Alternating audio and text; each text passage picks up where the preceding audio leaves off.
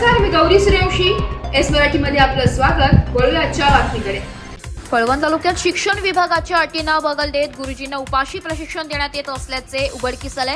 प्रशिक्षणार्थी शिक्षकांना जेवण न देता एक पाववडा अथवा समोसा पोहे यावर दिवसभर प्रशिक्षण देत असल्याने कळवणच्या शिक्षण विभागाकडून नेमकं चालले तरी काय असा प्रश्न उपस्थित करत प्रशिक्षणार्थी गुरुजींना उपाशी ठेवत त्या जेवणाचा निधी कोणाच्या कशात जाणार असा सवाल उपस्थित केला होता.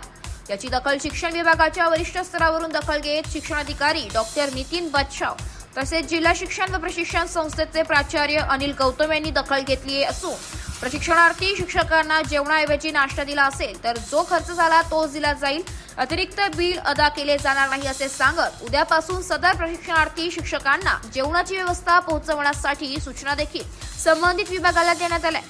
त्याचबरोबर जिल्ह्यातील कोणत्याही तालुक्यात चुकीचा प्रकार होऊ देणार नाही असे आश्वासन देखील देण्यात आले. राष्ट्रीय शिक्षण धोरण 2020 नुसार शैक्षणिक गुणवत्ता विषयक विविध उपक्रमांची अंमलबजावणी सुरू आहे. त्यानुसार राज्यातील प्राथमिक, माध्यमिक व उच्च माध्यमिक शिक्षकांचे प्रशिक्षण व पर्यवेक्षक यंत्रणेसाठी प्रशिक्षण घेण्यात येत आहे. त्यानुसार राज्यातील प्राथमिक, माध्यमिक व उच्च माध्यमिक शिक्षकांचे प्रशिक्षण व पर्यवेक्षकीय यंत्रणेसाठी प्रशिक्षण घेण्यात येत आहे. प्राथमिक स्तरासाठी हे प्रशिक्षण इयत्ता 1 ते 5वी ला अध्यापन करणाऱ्या सर्व शिक्षकांसाठी व माध्यमिक स्तरासाठी इयत्ता 6वी ते 8वी आणि इयत्ता 9वी ते 12वी ला अध्यापन करणाऱ्या सर्व शिक्षकांसाठी सुरू आहे. जिल्ह्यातील प्रत्येक तालुक्यात नियोजन सुरू असताना कळवण तालुक्यामध्ये अभोणा, मोग, भणगी, कळवण तसेच मोहनदरी या 4 ठिकाणी सुरू असलेल्या प्रशिक्षण केंद्रावर प्रशिक्षणार्थी शिक्षकांना जेवण न देण्याच्या कारणावरून संशय व्यक्त केला गेला. तालुक्यात 1300च्या आसपास शिक्षकांची संख्या आहे. एकावेळी 500 ते 600 शिक्षक प्रशिक्षण घेत आहेत. प्रत्येक ठिकाणी 100 ते 150 शिक्षक प्रशिक्षण घेत असताना देखील प्रशिक्षण ठिकाणी जेवणाची व्यवस्था करण्यासाठी संबंधित विभागाला कोणती अडचण येत असेल, शिक्षण विभागाच्या शिक्षणाधिकाऱ्यांनी याबाबत योग्य ती चौकशी करून शिक्षकांना जेवणापासून वंचित न ठेवता त्यांच्या निधीचा सदुपयोग व्हावा अशी अपेक्षा करण्यात आली होती.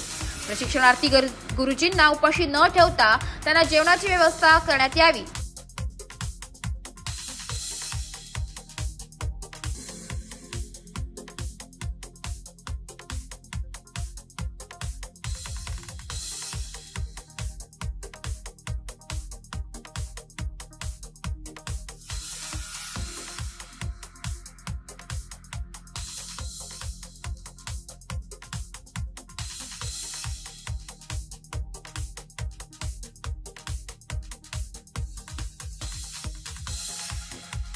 अशाच नवीन ताज्या घडामोडी जाणून घेण्यासाठी आमच्या एस मराठी न्यूज चॅनलला लाईक करा, शेअर करा, सबस्क्राईब करा आणि बेल आयकॉनला क्लिक करायला विसरू नका.